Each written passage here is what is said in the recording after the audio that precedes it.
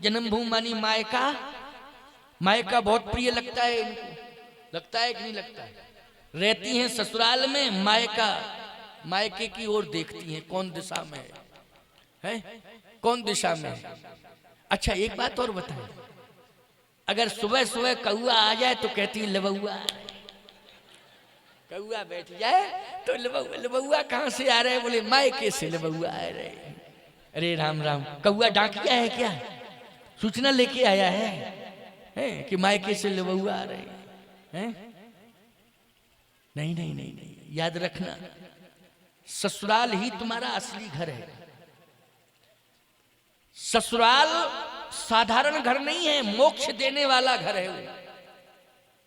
और मोक्ष ही नहीं देता है अगर तुमने अपने कुल धर्म के रीत रिवाज का निर्वाह सही रूप से कर लिया और कुलवंती नारी के रूप में अपनी प्रतिष्ठा तुमने प्राप्त कर ली कुल में, तो याद रखना मोक्ष की बात छोड़ो, जिंदा जीते जी बैकुंठ छोड़ करके परमात्मा तुम्हारे घर में आ जाएगा, तुम्हारे घर में आ जाएगा दर्शन देने के लिए।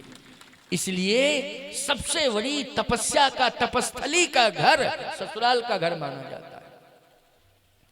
ये मायके का घर तो क्या है?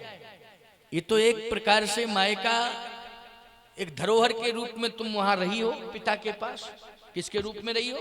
धरोहर के रूप में। बस कुछ समय तक के लिए धरोहर होती है, हमेशा के लिए नहीं होती। बोलो, हमेशा के लिए नहीं होती धरोहर, कुछ समय के लिए धरोहर होती है। इसके बाद जब समय पूरा हो जाता है तो धरोहर वापस करनी पड़ती है। जिस घर की होती है वहीं भेजना पड़ता है। वो विधि का विधान होता है। बोलो, किसका विधान होता है? वो विधि का विधान होता है। ब्रह्मा आदेश देता है कि समय पूरा हो गया, भिजवाइए। तुमको तो केवल मैंने धरोहर के रूप में भेजा था, इसलिए तुमने रखा रक्षा की, अब जाकर के भिजवाइए आप। तो फिर भिजवाया ऐसे नहीं जाता है, गवाही ढूंढे जाते हैं। इसलिए रिश्तेदारों को बुलाया जाता है, समाज के लोगों को बुलाया जाता है। देखो भैया, हम भेज रहे हैं कि नहीं भेज रहे हैं? भेज रहे हैं कि नहीं भेज रहे हैं? देखो भेज रहे हैं। सबको बुला करके, क्यों भाई? सबके बीच में चोरी छिपे नहीं। इसलिए कहता हूं कि चोरी छिपे ये विवाह नहीं होते हैं, न करना चाहिए, और न ये विवाह की परंपरा है। समाज को साक्षी करना चाहिए, ब्रह्मा को प्रसन्न करने के लिए अग्नि को साक्षी करना चाहिए। बोलो, करना चाहिए कि नहीं? और लोक रीत में समाज को साक्षी करना चाहिए, और आध्यात्मिक रीत में ब्रह्मा को प्रसन्न करने के लिए अग्नि को साक्षी करना चाहिए, वेद मंत्रों को साक्षी करना चाहिए। इसलिए विवाह में यज्ञ वेदी बनाई जाती है, मंडप। ये मंडप क्या है? बोलो, यज्ञ वेदी है। बोलो, है यज्ञ वेदी कि नहीं? इसलिए साक्षी किया जाता है। समाज को भी मंडप के नीचे बुलाया जाता कि देखो भाई, और मंत्रों के द्वारा देवताओं को भी बुलाया जाता है कि देखिए हमारा जो कर्तव्य था वो मैंने पूरा किया। अब मैं धरोहर को जहां आदेश मिला है वहां भेज रहा हूं। आदेश किसके द्वारा मिला है? बोलो, जन्मांक ने आपको संकेत दे दिया कि नहीं दे दिया कि लक्षण मिल गए हैं, गुण मिल गए हैं, इसलिए अब यहीं पर तुम्हें विवाह करना है अपनी बेटी का, अपने बेटे का। इसलिए इस परंपरा का हमें निर्वाह करना चाहिए, क्योंकि विवाह है हमारे यहाँ क्या है? संस्कार है। विदेश में विवाह संस्कार नहीं है। भारत के अलावा अन्य जितने देश हैं उनमें विवाह को समझौता कहते हैं। क्या कहते हैं? समझौता। लेकिन भारतीय संस्कृति में, भारत देश में जो सनातन धर्मावलंबी हैं वो विवाह को समझौता नहीं मानते हैं, विवाह को क्या मानते हैं? संस्कार मानते हैं। इसलिए माताओं, तुम्हारी बहुत बड़ी जिम्मेदारी है, बहुत बड़ा दायित्व है तुम्हारा। इसलिए आज सीता जी को कितना कष्ट हो रहा है कि पुरोडाश्चय रासव खावा, लेकिन जनकपुर के लोगों ने आवाज सुनी। महाराज जनक ने सुनी आवाज, महारानी सुनैना ने भी आवाज सुनी। मैं कहता हूं कि जनकपुर में क्या चराचर में कोई ऐसा प्राणी नहीं था जिसने आवाज न सुनी हो। भयो चराचर जीव दुखारी, लेकिन आवाज कहां से आई? मदद की आवाज। मदद की आवाज आई है गुफा से। गीधराज सुन आरती बानी,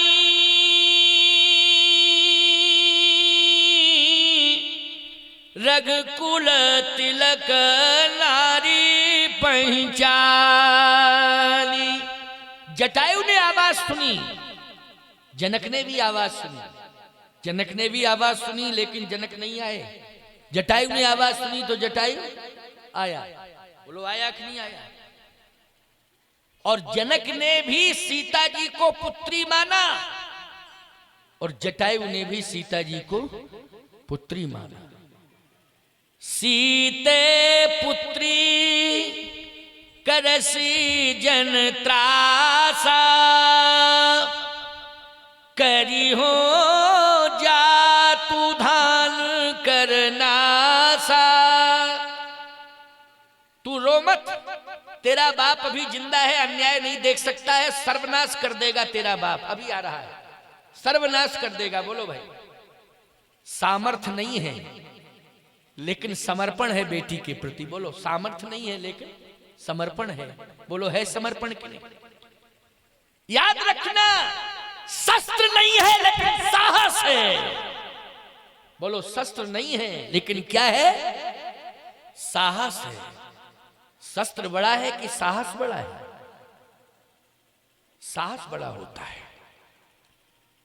जिनके पास साहस नहीं है वो शस्त्र नहीं चला पाते। बोलो चला पाते हैं क्या? जिनके पास साहस नहीं है वो शस्त्र नहीं चला पाते हैं और न शस्त्र रखा पाते हैं। रखा मिल भी जाए तो रखा नहीं पाते हैं। समझ गए हो क्यों? इसलिए साहस बहुत बड़ी चीज है और समर्पण।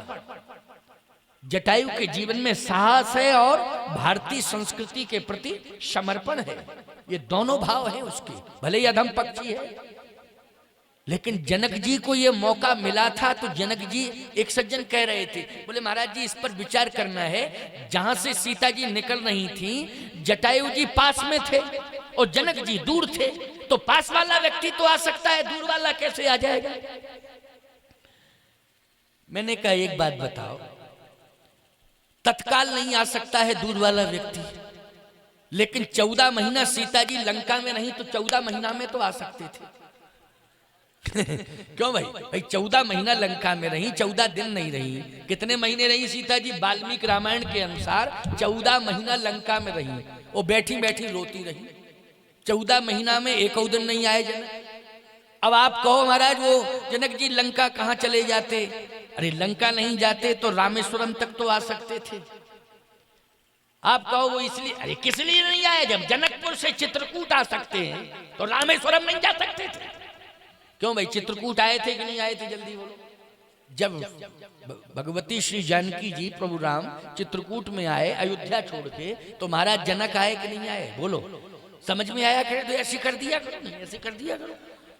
स्वतंत्र भारत है, पंचायती राज है, हम क्या बिगाड़ लेंगे तुम्हारा? लेकिन बात तो सही है कि हाँ आए थे। आए थे कि नहीं जनक जी? सुनैना जी भी आई थी, मंत्री आए थे, जनकपुर के जितने मंत्री थे पूरा मंत्रिमंडल आया था साहब। और 3 दिन बाद आ गए। राम जी पहुंचे और भरत जी महाराज पहुंचे।